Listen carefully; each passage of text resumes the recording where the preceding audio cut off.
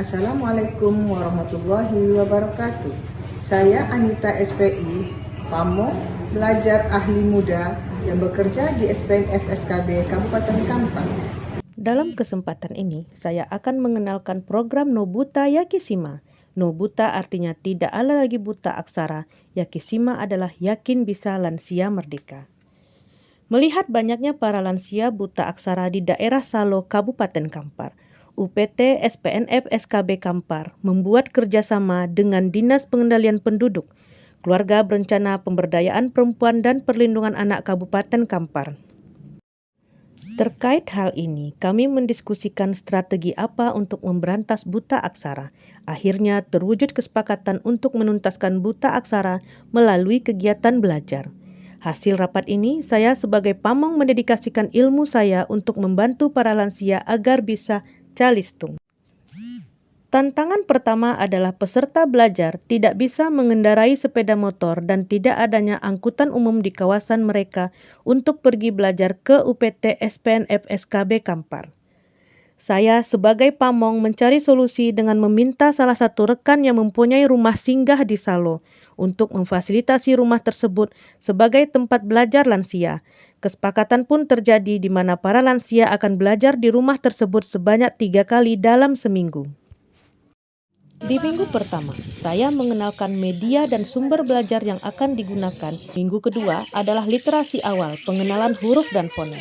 Pembelajaran minggu kedua ini bertitik tolak pada pengenalan huruf dan fonem, di mana peserta didik diminta untuk melafazkan huruf-huruf yang dibacakan oleh tutor. Minggu ketiga, membaca kalimat sederhana.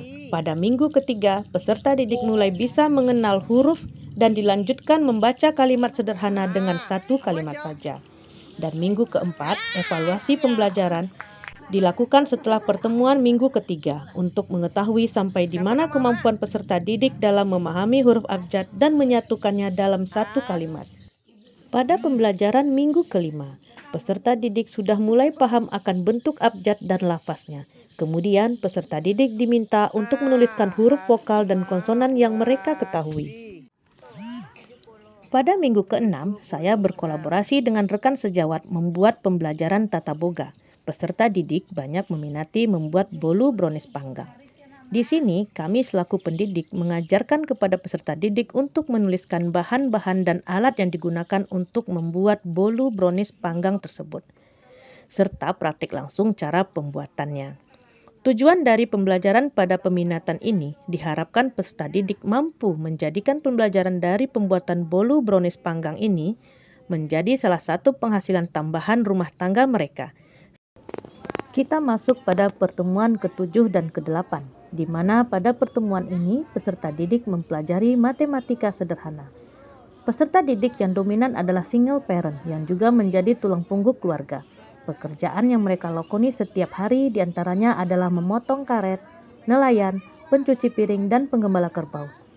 Mereka bersemangat serta antusias sebab dengan mengerti dan memahami matematika sederhana, mereka tidak akan ditipu. Pada minggu ke-9 ini, materi pembelajarannya adalah pengenalan jam dan cara membacanya. Pembelajaran kali ini berguna untuk peserta didik dalam menentukan dan melihat waktu untuk masuknya waktu sholat, di mana para peserta didik belum mengerti dalam menentukan arah jarum jam dan mengetahui jam berapa pada saat ini. Akhirnya masuklah ke tahap evaluasi yang dilakukan pada minggu ke-10.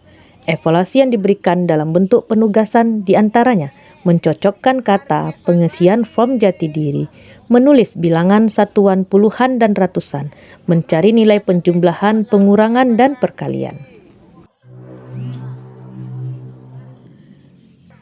Minggu ke-11 adalah pengulangan pembelajaran yang telah lalu. Untuk hasil yang lebih baik, pada pertemuan ini dilakukan pengulangan pembelajaran yang telah dipelajari dari minggu-minggu sebelumnya. Dari pengulangan tersebut, maka dijumpailah bahwa peserta didik telah lancar dalam membaca, menulis, dan berhitung sederhana. Pencapaian yang sangat luar biasa. Itu tidak lepas dari semangat untuk maju dari ibu-ibu hebat ini. Bermimpi bukanlah suatu hal yang tabu, karena mimpi bisa menjadi tujuan hidup yang kita miliki. Dikutip dari kata-kata motivasi Bung Karno, bermimpilah setinggi langit, jika engkau jatuh, engkau akan jatuh di antara bintang-bintang. Menemui kegagalan saat proses mengejar mimpi dijadikan sebagai motivasi diri. Bagaimana untuk bangkit dan terus berusaha tanpa mengenal kata menyerah. Semoga kedepannya UPT Satuan PNF SKB Kabupaten Kampar dapat berinovasi dan mengembangkan pembelajaran yang berorientasi pada peserta didik dengan lebih baik lagi dan bermitra dengan berbagai pihak.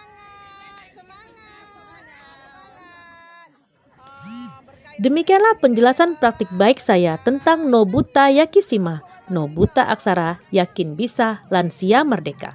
Semoga praktik baik ini dapat bermanfaat bagi yang lainnya. Salam sehat dan bahagia untuk Bapak Ibu semua. Assalamualaikum warahmatullahi wabarakatuh.